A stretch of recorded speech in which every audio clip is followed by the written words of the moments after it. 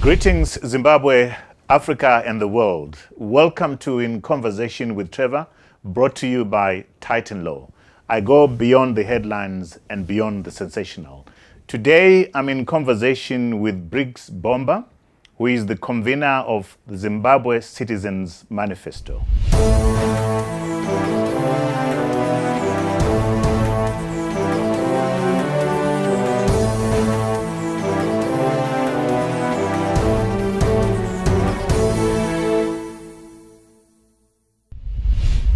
Briggs Bomba, welcome to In Conversation with Trevor. Thank you, Trevor. Great pleasure having you here. It's a real honor, and congratulations for the great success of your show. Thank you. We appreciate that. I'm going to start by a quote of a statement that you made some time back, which I thought is profound. And it begins, "We remind all political actors that the majority of Zimbabwean citizens yearn for peace and progress and have an urgent demand on the leaders to show leadership at the socio-economic level to alleviate the economic suffering of Zimbabweans instead of the endless political bickering." What made you make that powerful statement? Wow, thank you for reminding me of that. I made that statement on the occasion when we facilitated and hosted the former United Nations Secretary General Kofi Annan's visit to Zimbabwe it was actually 10 days before the elections in 2018. And we were hosting what we called the National Citizens Convention. And in our view, Zimbabwe has reached the deepest depth of a crisis. If you go back to the 90s, you could have described our crisis as having been an economic crisis. You look at the demands, they were very economic in nature. People wanted salaries increased, taxes reduced, and such. In the 2000s, post the formation of the movement of democratic change, you could describe the crisis as political. It was a lot to do with civil liberties, the rights for people to organize, march, the fairness of the electoral process, and things like that. But because you've had these two crises unresolved for a very long time, they fester like a wound into a social crisis, which is where we are now. Mm-hmm. And a social crisis is what I describe as the deepest depth of a crisis, because it means you go beyond the economics, you go beyond the political. You are now talking about polarization. You are now talking about division. You are now talking about collapse of dreams. You are now talking about an inability to even believe and hope in a better future. You are now talking about individualism. You are now talking about atomization. You are talking about the ripping apart of the very fabric, social fabric of society. Those who listen to Thomas Mapfumo, in my view, this is what he meant when he said, "Nyika yenyu iya yamaichemera, ona yaita mamvemve." So you are talking about a fabric that's ripping apart into, into mamvemve, so to speak. So that's where we are. And the reason why we made that statement was to say, when you are at that level of a crisis as a country, the repository of solutions lies beyond the political parties. It lies beyond the matrix of political power struggle. In fact, you cannot come out of this situation if you are fixated with political power, because that can only serve the purpose of exacerbating the polarization, exacerbating the divisions. And you talk of endless political bickering. It exacerbates the bickering. So what we were saying was, we need to think beyond political power. We need to think at the level of where the citizens are. Where the citizens are very basic developmental and survival and livelihood questions. And what you're saying, Briggs, is that the political players are not addressing those issues that you've just highlighted now.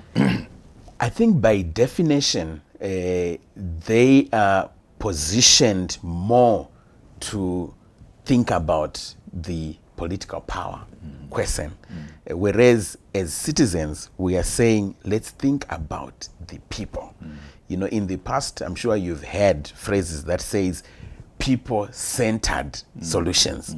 It means moving away from thinking about who should be our next leader to thinking about what future do we want as a country.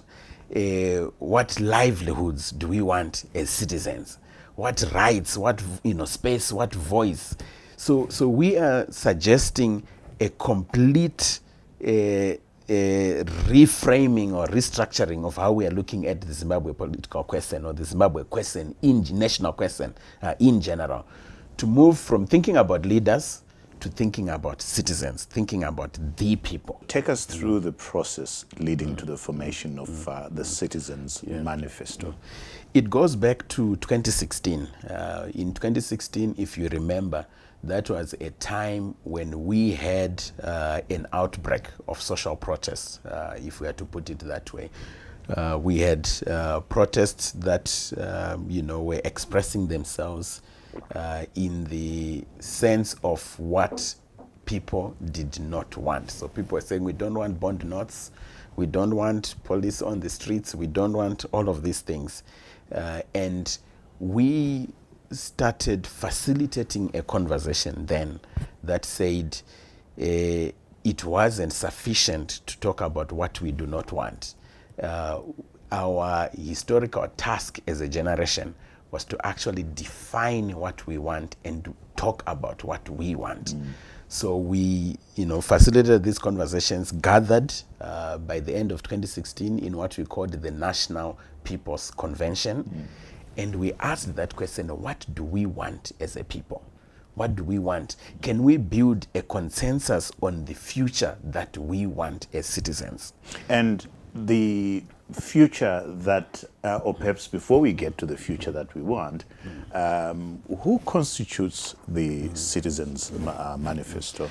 So the best way to look at it is that we just came out of a national citizens convention that was convened, co-convened with 23 civic formations in the country. Do you mind naming some of them? I can name some of them. It included groups like, your Zimbabwe National Students Union, your National Association of Youth Organizations. It included, groups like your Magamba Network, groups like your Zimbabwe Alliance, groups like, even your Zimbabwe Congress of Trade Unions, Zimbabwe Council of Churches, the VSET, which is the Vendor Initiative for Social and Economic Transformation, Bulawayo Vendors and Traders Association, Bulawayo Progressive Resident Associations. So you had a lot of your prominent and non-civil society formations, including women's groups like your Women's Academy, for Political Leadership and Excellence, Zimbabwe Coalition on Debt and Development. So this is a broad church. It's a broad platform. And you're convinced that it gives you a mandate to speak on behalf of the citizens. We are convinced that it gives us a mandate to speak on behalf of the citizens, not because of the groups I have mentioned, but because of how the process since 2016 has evolved. It has evolved as a process that creates space for a completely unaffiliated citizens to show up and to have a voice. Non-partisan. Non-partisan, just coming from a community. So if you're in Mutoko, your youth initiatives for community development in Mutoko, these are all part of this process. These are people who are collectives that are active in their communities and they're advancing issues that add up to the collective vision of the future that we want as a country. So you have progressive citizens being a part of this process. When we met as the National Citizens Convention, you had business, person, prominent business people. I'm talking people like Nigel Chanakira, people like Shingi Munyeza, being in the process for the full 2 days and contributing very important inputs into this vision of the future that we want as citizens. You had the church represented. I'm talking people like Reverend Kele, Economical Leadership Forum being there and speaking again to this vision that we want. So I want to be very careful to say it's actually not about civil society organizations that you can have a name recognition about. Okay. It's really about citizens. The work that has happened since 2016 includes just going to communities where they don't have any civic organization, but they have issues that bring them together. And you engage on that level, and they were part of this process. You had teachers' unions, you had various formations. It's the largest convergence presently in the country of civic voices. I was struck by your Zimbabwe social fabric, which was done by Gateway Zimbabwe, and the analysis of where we are, our national psyche. I walked away feeling depressed in terms of who we are at the present moment. Do you want to explain what you found out from that process? Yeah. Thank you for bringing that up. So what we advancing on the Gateway Zim platform, I happen to serve as the strategic lead for that process, was to say let's not go for easy answers. I think those who have followed Amilcar Cabral, he has a famous saying where he says, "Tell no lies, claim no easy victories." So we are saying, can we take a systemic look at understanding where we are and how we got to where we are? And when you look at it from that perspective, you start to see that from the map that you saw, the biggest challenge that we have is a question of power that is unchecked and power that is abusive. So we've gotten the question of citizens and leaders wrong. We've vested so much power into leadership and pretty much deprived the citizenry of power. And that creates conditions where that power can be abusive and it can be held without accountability. When you say we, who are you referring to? I'm referring to us as citizens at a certain level. We've let this happen. Because when you look at, where we are, a big part of it is the question of citizenship itself. How we understand citizenship and how we practice citizenship, particularly the question of citizen responsibility. So I'll give you an example. We have a very strange practice when you look at our electoral processes, where we vote on the basis of promises, not on the basis of a record. So all I need to do to be voted a councillor or a member of parliament in my constituency is to go to a print shop, print a gloss poster, make 30 promises that say I will, and I could be 55 years old and people are going to vote for me on that. Take a nice photo and put it out there. The communities that are voting this way are communities where there are people with a record in terms of civic duty, responsibility, and service. There are people who are mentoring kids when they finish their O-levels and there's this long break before they start their A-levels. There are people who have a record of providing support when we need to patch our potholes. So why are we not There are going for the people with without a record? That, when we need to organize security in our neighborhood, when we need to do various things, so they are people with a record. But when it comes to the election, the political party will tell you that we have deployed so and so to be the candidate for council in this community, to be the candidate for an MP in this community. And these are people with no traceable records, so they come with promises.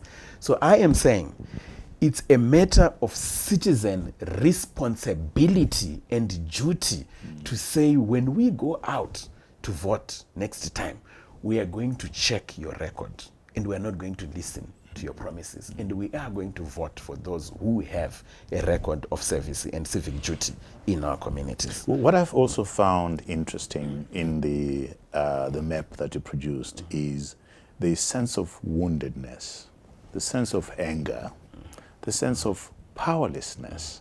Do you want to address those issues? It's huge, because what happens is when you have a protracted economic crisis, as we have had in this country.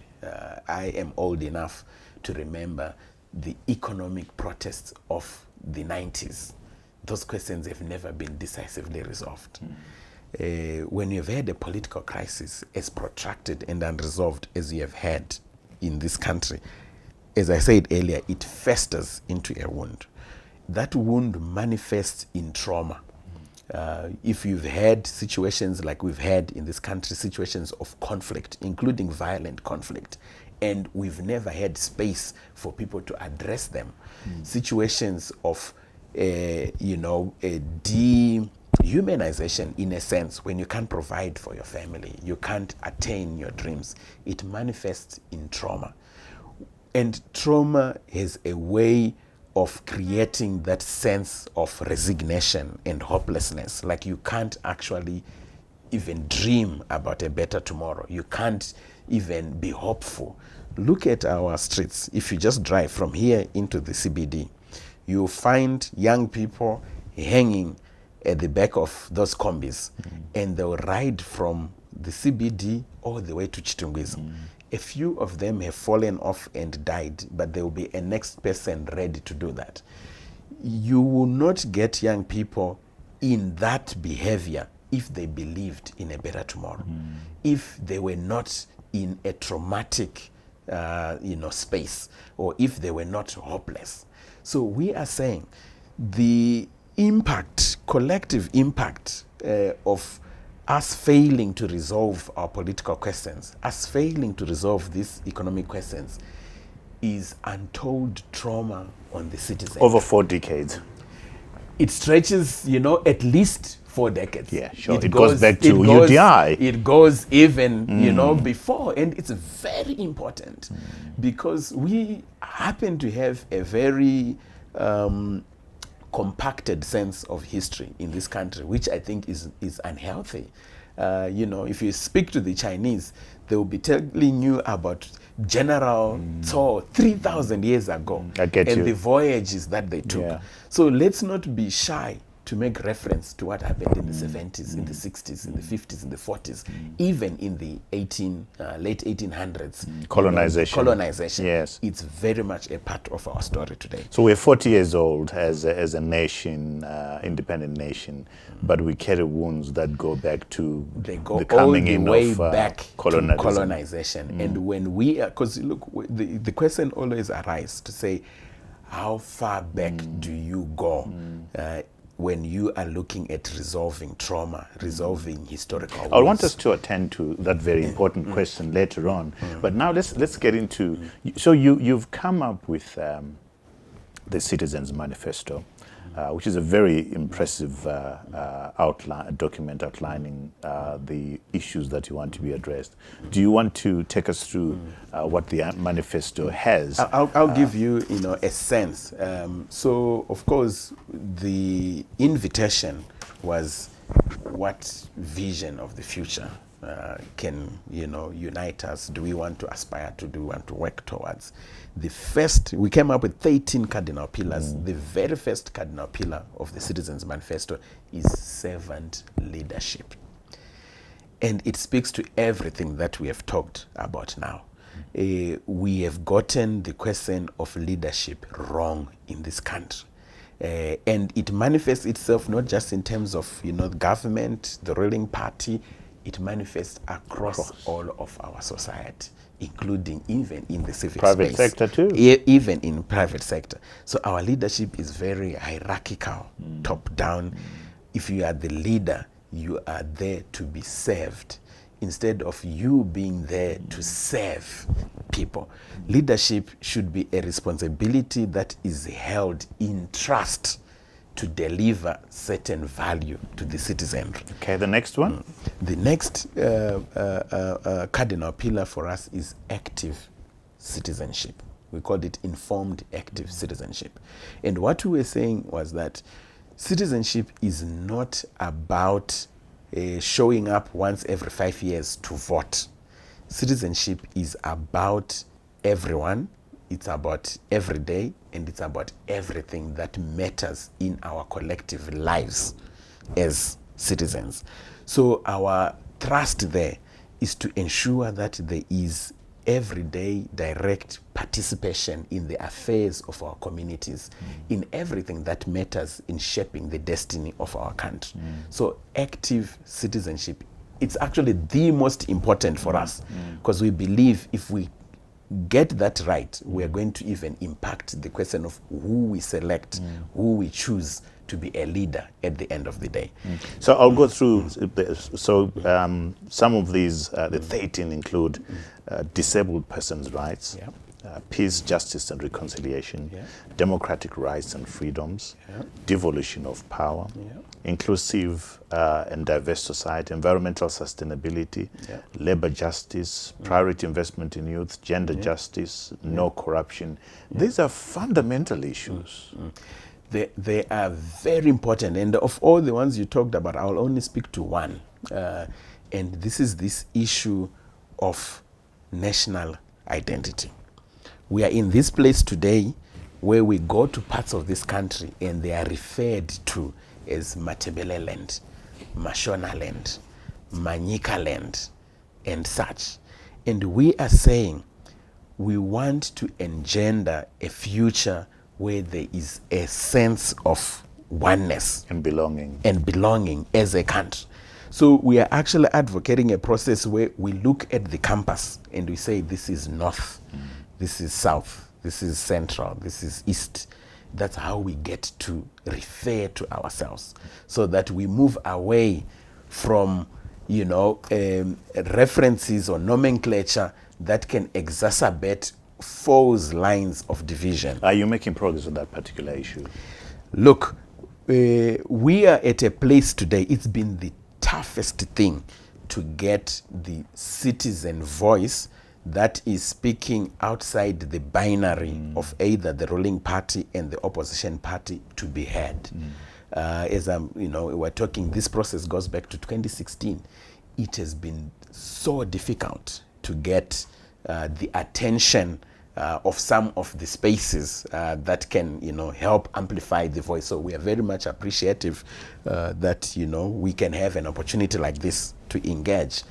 But I think when we look at, because we're just coming from the second National Citizens Convention, we feel that there's a certain threshold of these issues going out there that has been reached. And we're quite, happy about that. Because I think the strength and resonance of these positions, when they are given space, it actually is obvious at a certain level. So we've not really met anyone who will say, look, servant leadership, that's just false. So it doesn't make sense. Do the two political parties buy into the Citizens Manifesto? Are you getting support from them?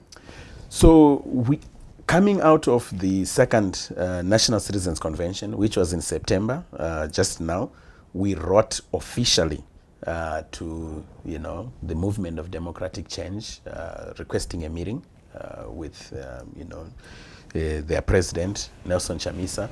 We wrote to government requesting a meeting with President Mnangagwa.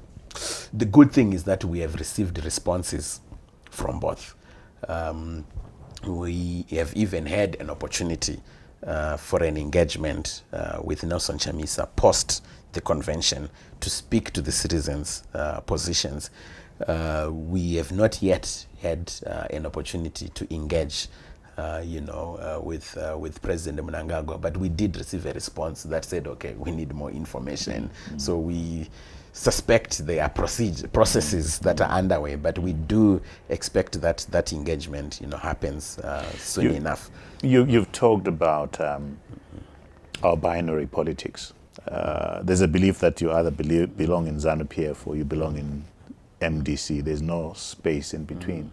Is it your sense that the majority of Zimbabweans, from the statement that we started with, are being drowned by radical extremist positions from both sides of the political aisle?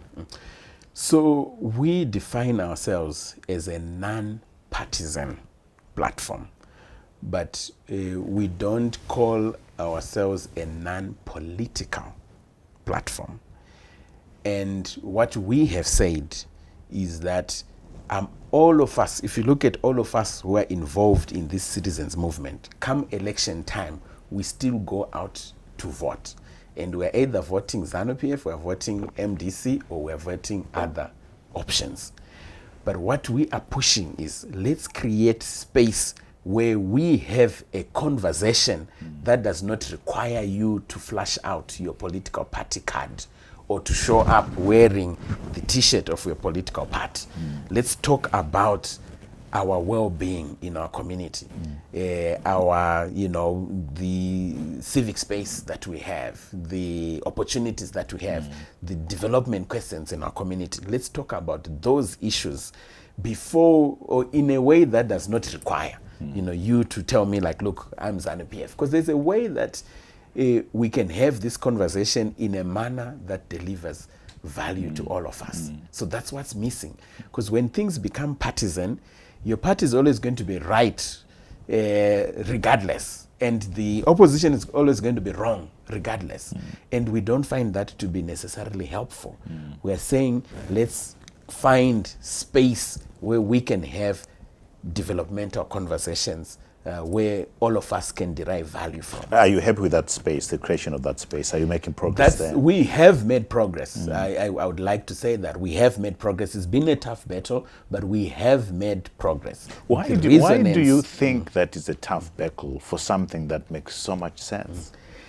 I have posed the question myself because I've met with media colleagues. We recently held a meeting with the editors, Zimbabwe Editors Forum.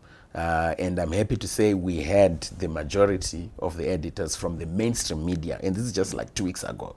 So when I say we've reached a certain threshold of resonance, that's what I'm referring to. Sure. And even after that, there were some headlines that, did the rounds, but there were now headlines that were bringing the civic voice. Because our thrust all along has been to say, can we bring in the civic voice to help inform the thinking about the solutions that will move us out of the crisis that we are in as a nation?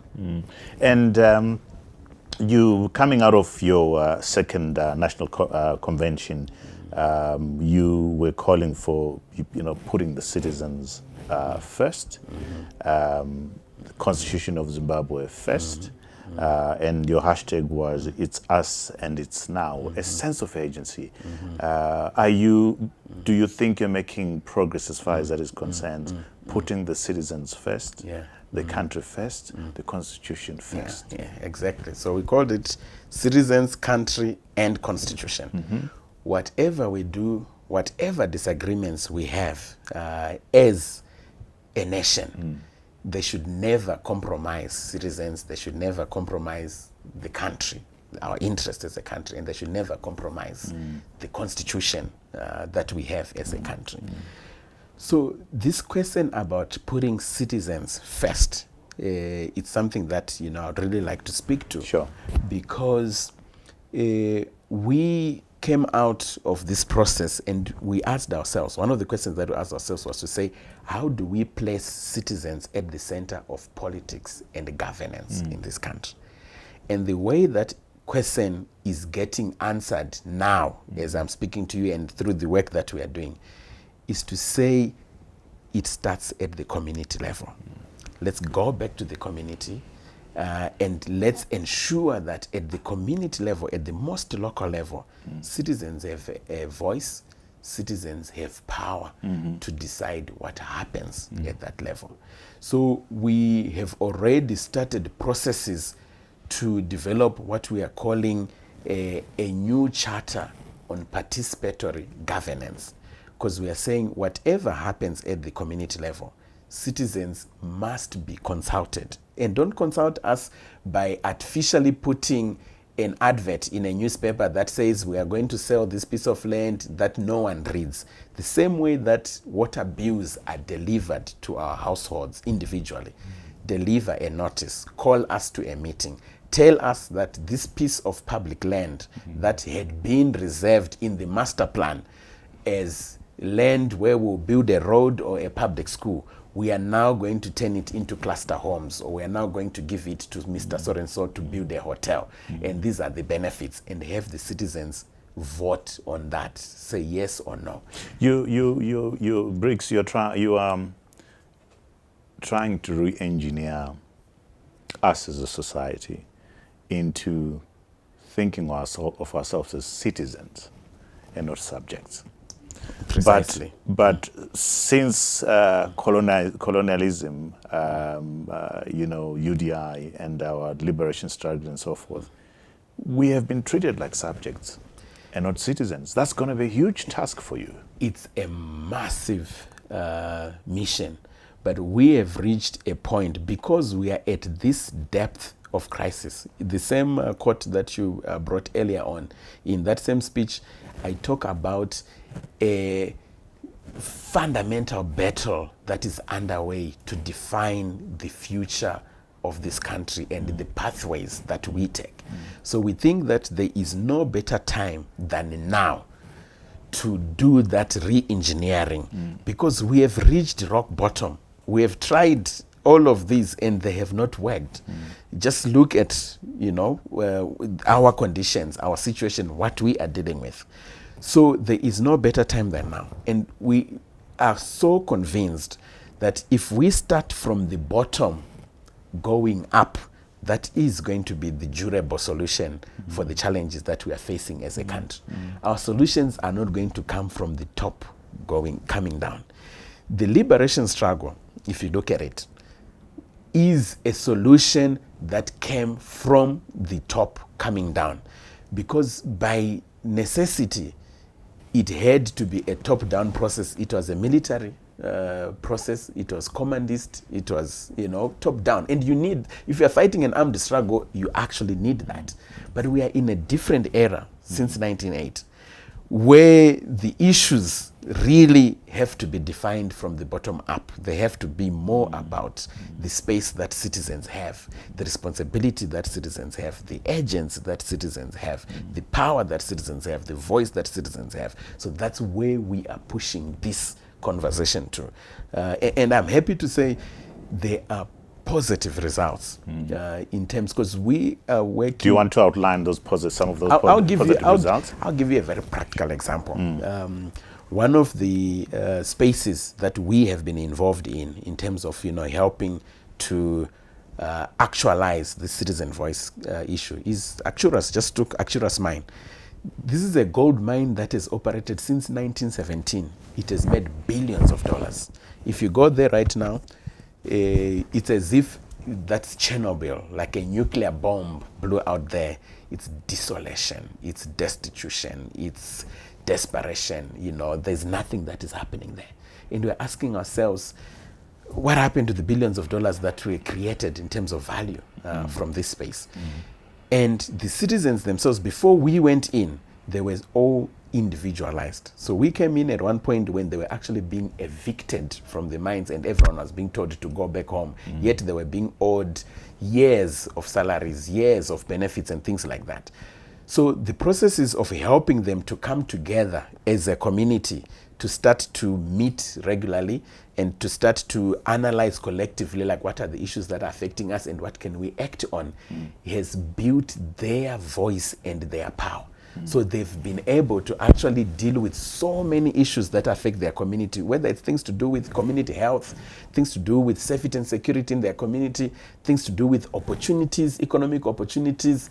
You know, they have been able to become a collective and to act together, and you know, they have agents now. So when you test the concept, it actually pans out. It, you know, it works out. And for us, we are saying the conversation has even gone beyond, because they are now asking very critical questions that say, why didn't we start to set aside 0.005% of the profits that were being made since 1917 into a social protection fund of sorts, so that when the mine stops operating, people don't become destitute. So it moves from organizing citizens to impacting policy options. And this is why we want to engage political actors, engage government to say, look, there are all these insights that are coming from the experience on the ground that can help inform the direction that we take. There's a sense of agency to the work that you are doing, although at some point one thinks, you know, are you running out of time or what? And I'm going to go again and quote one of the statements that you said, which was that it is the love for the country that motivates us to take a stand today. We fear that if the government fails to act with necessary agency, those who will come after us may be faceless. And that point may be too late for the country. And you said this on the 14th of January this year. And we know what has happened since then.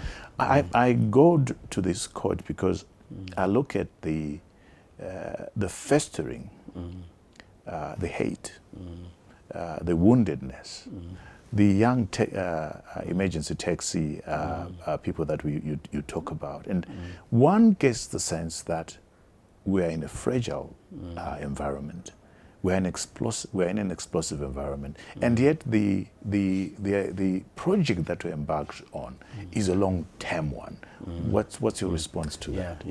So what we have called for is an inclusive national dialogue as a matter of urgency. If you look at our situation, whether it's the situation in the health sector, you know, right now doctors are on strike. Just today, the senior doctors have also gone on strike. You don't want to even think about what's happening at Pari and all these places. The situation in our education sector, the situation with regards to just affording the basics in terms of prices. You know, the way that prices have shot up more than 600% and salaries have largely stayed the same. So in that same statement, we were calling for the government to declare a state of economic emergency and to move beyond that and to commence a process of an inclusive national dialogue where we all come together as citizens. The government, the opposition, civil society, we need a bigger framework. It can be done through the tripartite framework. You know, pensioners have to be part of this conversation. Informal, unemployed This is a nation-building project. Yeah, have to be part of this conversation. So we are saying, as a matter of urgency, let's create a platform that enables all of us to come together and say, look, where we are is not working, but within us or amongst us together, we are a repository of solutions. We can fix this together. Are the conditions conducive for that? The challenge we are facing is the fixation on political power. And this is why we think that the citizen voice speaking outside of that matrix has to be amplified. And the other thing that I would say is that there is a huge responsibility on our political leadership, both in terms of opposition political leadership and in terms of the current government, to really accept the fact that only an inclusive national dialogue process that is sincere will take us out of where we are. And I would go further and say there is a bigger responsibility on the part of government and the ruling party, because they are the ones who are holding the power. They are the ones who are holding the leverage. And they are also the ones who have to make the most in terms of concessions around the reforms that have to happen, the change that needs to happen. So there is a bigger responsibility on the current government and the ruling party to meet everyone somewhere that can enable this inclusive national dialogue process to take place. Are you hopeful that's going to happen before 2023? I'm an incurable optimist. I don't think that if things remain the way they are, we will have a good 2023 to talk about. People are wondering right now about Christmas, which is a month away, whether they will have a Christmas. So my hope is that the different processes that we are engaged in, we spoke earlier on with about the elders when we helped facilitate their visit and their intervention. They came, they met Edie, they met Nelson. Recently, they were also again here, Gracia Machel, Mary Robinson. The engagements are happening.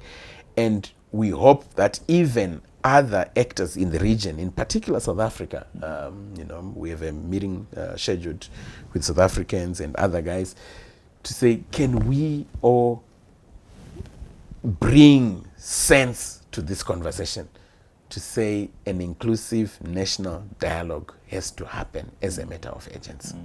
You say you are an incurable optimist. What frightens you most about this country? What frightens you most about where we are right now? You see, it's at one level is the normalization of the abnormal. And when I move around the continent, I actually talk of Zimbabwe as being an abnormal. Most of Africa is a normalized abnormal. So look at South Africa, 50% of young people don't have jobs. Look at Kenya, only 6% of the working people are in the formal economy. So you have issues across the continent, and it's important even for us as Zimbabweans to keep that broader context so that we don't just become fixated on each other. But for us, whereas this is a normalized abnormal, ours is an abnormal where you don't have fuel for almost a year. I think it's more than a year now. You don't have cash for more than a year. You have this runaway inflation. So this is an abnormal situation. And my fear is the normalization of that abnormal which situation. We have done. Indifference. Which we have done over to decades. That. The indifference, that we will be indifferent to this situation. We will not feel the sense of urgency. We will not feel like, look, honestly, let's stop bluffing. Let's get going with the necessary work that needs to be done. That is, that is my fear. What is the one thing that gives you hope about this nation?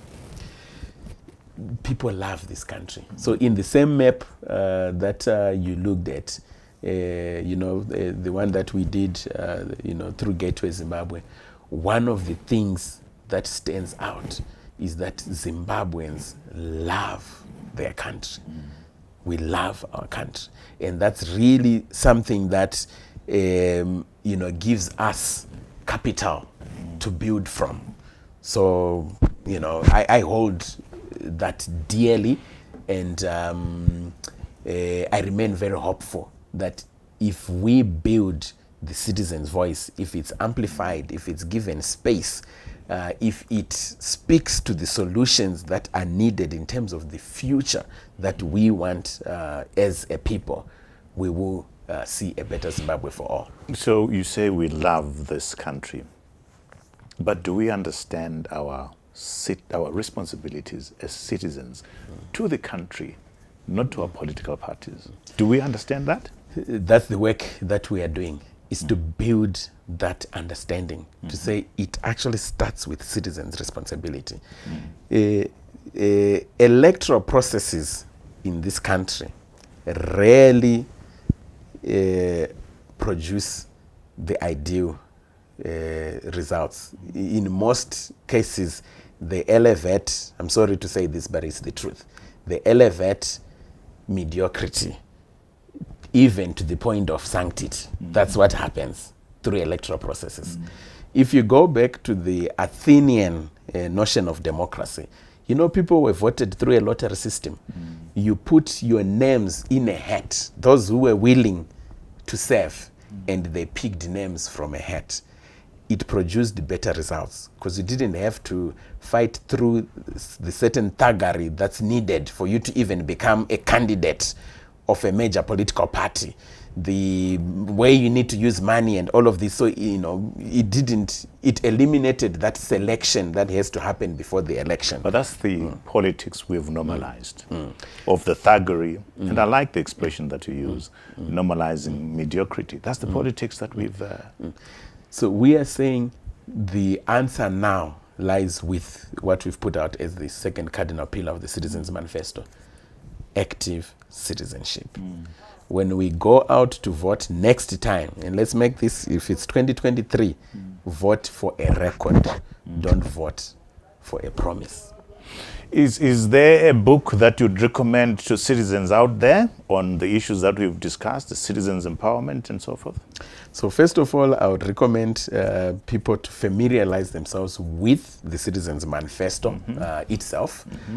It's online, www.citizensmanifesto.net.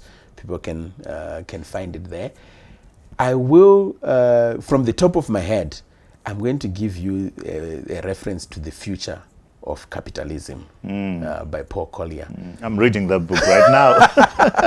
It's an amazing text for our time because it speaks again to going back to community, going back to community as the answer and finding solutions from the bottom up. Even if from a business perspective, it speaks to an ethical cooperation. What does an ethical cooperation and ethical approach to business looks like? It speaks to a responsible government. So I would give reference to that. Fantastic. Briggs, Bomba, you are engaged in a hugely transformative project for the nation.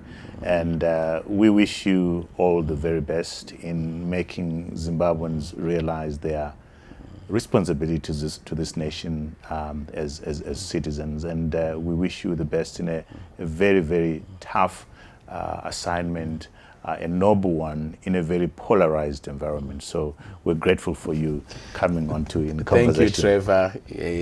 The only thing I can say is it's us and it's now. Country, constitution, citizens. On that hopeful note, thank you, Briggs, for coming on to In Conversation. And for you who are watching us from Zimbabwe, across the continent, and the diaspora, thank you for watching. We invite you to visit our YouTube channel, and on that channel you'll find a red note that says subscribe. Press onto that button and subscribe to our YouTube channel so that you don't miss out on these amazing conversations. Thank you for watching In Conversation with Trevor. See you next time. Bye.